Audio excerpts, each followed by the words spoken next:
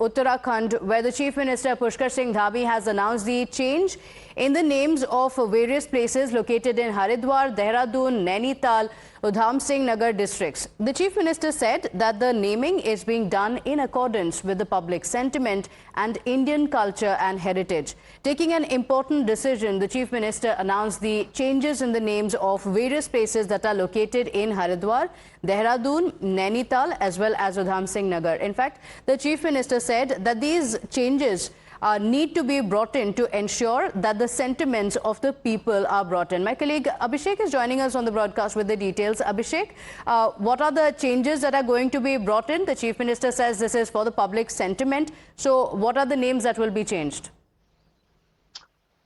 देखिए, सबसे पहले मैं बता दूं कि उत्तराखंड में पिछले काफी दिनों से आपको सुनने में और हम लगातार खबरें भी कर रहे हैं कि सरकारी जमीनों से कब्जे हटाने की बात हो या मजार जिहाद की बात हो या तमाम तरह की ऐसी बातें हो जिसको लेकर मुख्यमंत्री हमेशा चर्चाओं में बने रहते हैं।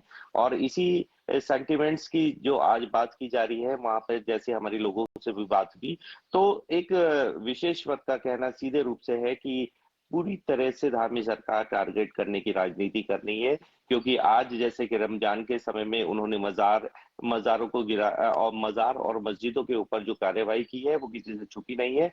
और ईद वाले दिन, ईद की शाम के दिन जैसे ही पुष्कर सिंह धामी ने ऐलान किया कि देहरादून, हरिद्वार, उधम सिंह नगर और नैनीताल के जो गांव के इलाके हैं, जो ब्लॉक के इलाके हैं, जैसे कि फर्ज कीजिए कि खानपुर एक जगह पड़ती है हरिद्वार की, औरंगजेब नगर पड़ता है, उसका नाम शिवाजी नगर कर दिया है। देहरादून के एक नाम मियाँ वाला एक जगह पड़ती है, वहां का नाम इन्होंने राम जी नगर कर दिया है। तो तमाम ऐसे जो नाम थे जो मुस्लिम कल्चर को इंगित करते थे, उन नामों को चेंज करके अब शिवाजी नगर या मैंने बताया कि खानपुर को जैसे कुछ और नाम कर दिया गया है।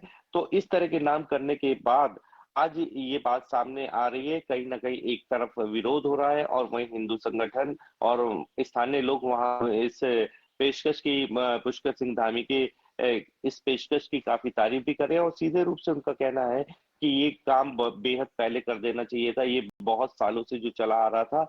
आज जाके पुष्कर सिंह धामी ने जो काम किया है उसकी तारीफ भी हो रही है और कहीं ना कहीं इस बात को चर्चा भी हो रही है कि निश्चित रूप से भाजपा की सरकार ने जो ये काम शुरू किए हैं वो निश्चित तौर पे बहुत पहले हो जाने चाहिए थे। All right, so there's a lot of politics that has broken out over the same. Abhishek, what is the opposition saying on this? The Chief Minister says this is a inspiration to the contribution of Indian culture and the preservation of the same, and that's the reason why changes have been made. But what are the details of the fallout of this? Have other communities opposed to it? What are the opposition leaders saying? देखिए, opposition leader का सीधे रूप से कहना है कि भाजपा को सिर्फ और सिर्फ बंटवारे की राजनीति करने आती है। और देखिए, कल जैसे देर शाम का एक निर्णय था, हमारी फोन कॉल्स पे कुछ नेताओं से बात हुई, कांग्रेस के कुछ लीडर्स से बात हुई, उनका सीधे रूप से कहना है कि बीजेपी के पास अभी कोई और मुद्दा नहीं है, सिर्फ और सिर्फ यही मुद्दा है जिसमें वो बंटवारे की राजनीति करती है, जिसकी वजह से वो एक बार फिर चर्चाओं में आ जाती है। और ये राजनीति आने वाले समय में घोर यानी नुकसान देने वाली होगी।